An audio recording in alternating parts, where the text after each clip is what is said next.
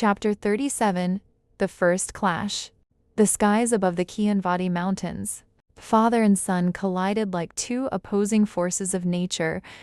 Azoth and Kale slammed into each other high above the battlefield, their blades meeting with a cataclysmic explosion of gold and shadow. The shockwave rolled across the Kianvati Mountains, like thunder from the gods themselves, shattering ancient rock faces, sending avalanches cascading into the valleys below, and hurling both armies to their knees in stunned awe. Kale, Azoth roared, his voice booming across the heavens as he pushed against his son's darkened sword with all his divine strength. Golden light flared along his arms, veins glowing like rivers of molten sunlight.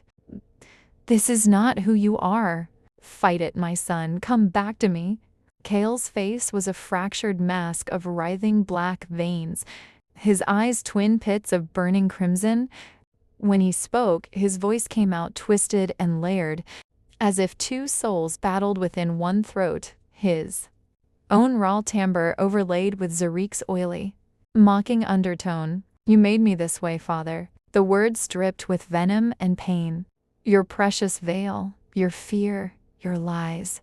All of it forged the monster I've become." He spun mid-air with terrifying speed, driving a brutal kick empowered by stolen shadow magic into Azoth's chest. The impact echoed like a thunderclap. Azoth tumbled through the sky, wings flaring desperately to right himself. He recovered in an instant and unleashed a searing beam of pure divine light, bright enough to banish the mountain mists for miles. Kale met it head-on with a torrent of corrupted creation magic, twisted strands of gold, now blackened and pulsing with malice. The two powers collided in a roaring sphere of chaos that lit up the entire mountain range, forcing even the clouds to part in fear. Sparks of raw divinity rained down like falling stars. Nyctopia, Obsidian Throne Room. Illyria watched the battle unfold through the scrying mirror, her heart tearing in two with every clash. She felt each blow as if it landed on her own flesh, the empathetic bond between mother and son amplifying the agony. Golden tears, liquid and shimmering like molten sunlight, streamed down her flawless cheeks as she hung helplessly in her enchanted chains.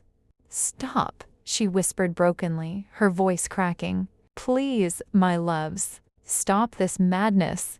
"Kale?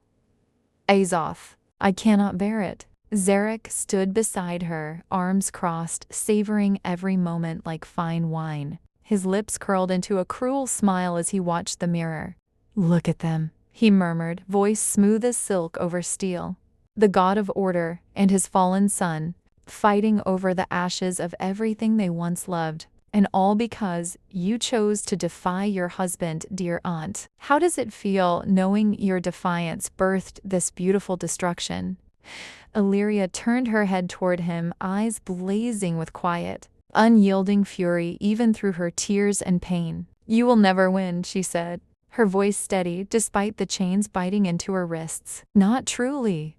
Hate always consumes itself in the end. Zarek, it leaves nothing but hollow victory and endless night."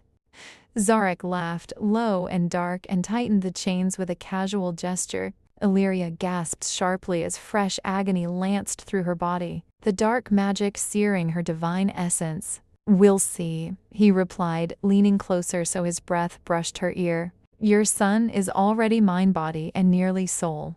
Soon your husband will be broken on the anvil of his own guilt. And then I will come for the Silver City itself. I will drag it down into eternal shadow, and you will watch every moment from this very throne." The battlefield. Azoth surged forward through the lingering sphere of clashing energies and seized Kale by the throat in midair, holding his son aloft as they hovered above the chaos below. His grip was iron, yet trembling with restraint. "I was wrong," Azoth shouted, his voice cracking with raw, centuries-old emotion that echoed across the peaks. "I sealed the veil out of fear. I drove your mother away. I've failed you both again and again. But I will not fail you now, Kale. Hear me." For one fragile heartbeat, the crimson in Kale's eyes flickered violently. The golden spark buried deep inside surged forward, and real, human agony twisted across his corrupted features. "Father," he whispered, the voice suddenly, painfully his own, again young, broken, desperate. "It hurts. I can't fight him much longer. Help me." Then Zarek's corrupting power slammed back into him like a hammer from the abyss. Kale screamed, a sound that tore at the heavens, and drove his corrupted blade straight toward Azoth's heart. Azoth twisted aside at the last instant. The blade sliced deep across his side instead. Golden divine blood sprayed across the sky in luminous arcs, glittering like falling stars before fading into the wind. The wound burned with unnatural shadow resisting his healing. Azoth roared in pain but refused to loosen his grip.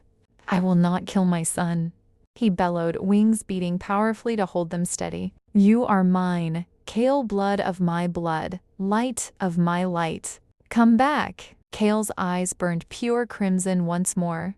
He headbutted Azoth with savage force, cracking divine bone, and broke free. Flying back several paces, chest heaving, black ichor dripped from his nostrils. The two gods faced each other across the fractured sky, one broken by pride and grief, the other by corruption and unrelenting pain. Far below, the mortal soldiers on both sides had slowed their fighting to a crawl. A silver guard paladin lowered his sword, staring upward in horrified awe. By the light, the gods themselves wore. A nearby drow warrior, bloodied axe in hand, whispered hoarsely, "The end of all things, Nyctopia."